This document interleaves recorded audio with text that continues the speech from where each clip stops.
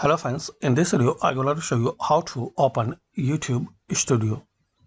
So to open YouTube Studio on your Windows PC or laptop, so just you need to firstly open Chrome browser, then type youtube.com.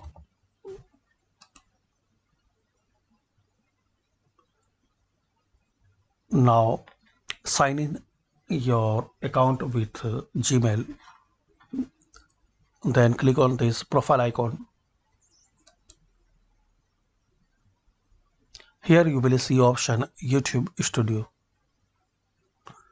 So click on it.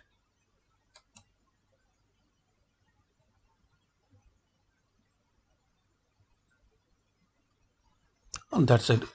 So very simple step. Firstly, open Chrome browser, then type youtube.com and then sign in your YouTube account with your Gmail and password. Then click on this profile icon and here you will see this gear icon shape and it's a sign and symbol for YouTube Studio. So just click on it. That's it. Thanks for watching this video.